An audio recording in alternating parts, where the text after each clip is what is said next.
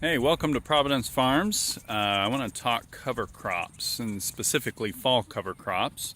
So everybody's always asking me when they come out here, how come your dirt's so dark? It's Oklahoma. Where's your clay? Where's your sand? And we had all those problems here 6 years ago when we started gardening. And we didn't haul stuff in. We grew cover crops. So if it's clover or buckwheat or right now in the fall behind me, it's daikon radishes, cherry bell radishes, and clover is the mixture that I used. The daikons and the red radishes, we'll harvest a lot of them, and then the clover and a lot of the daikons we'll leave in the ground over winter. Next spring, that clover will come back real strong. Nice thing about the daikons is they get really long, 18 inches, 24 inches long, and they'll pierce themselves down into the soil, help break that soil up. And also they'll pull minerals up from deep in the soil that makes it accessible for a lot of your vegetables, because most of your vegetable plants roots don't go that deep. So, and daikons and cherry bell radishes are a great potato substitute. We cook them and roast them and all kinds of stuff with them. And with the daikon, even the green on it is usable. A lot of the Asians and stuff use it. So anyway, I'll show you some of it. So go down here. Here's some of the clover coming up.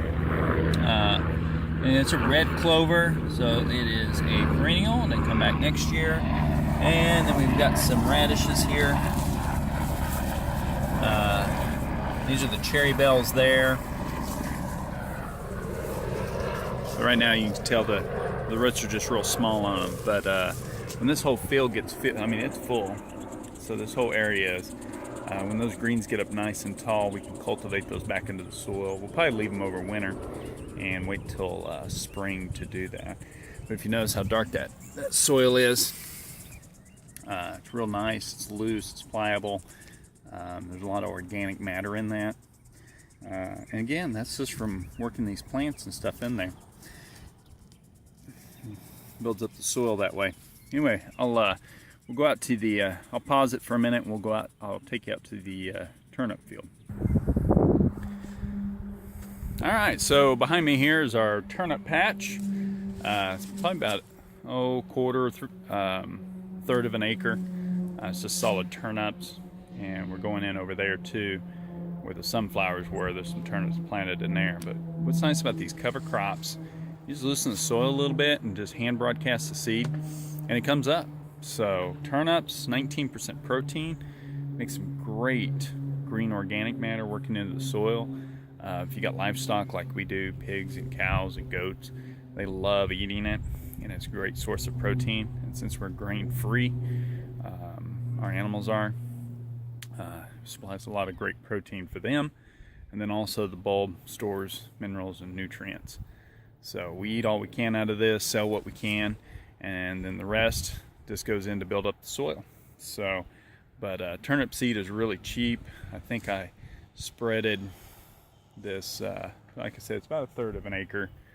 I probably put 5 pounds of turnip seed, which cost me about $12. And I've sold way more than that in turnips already.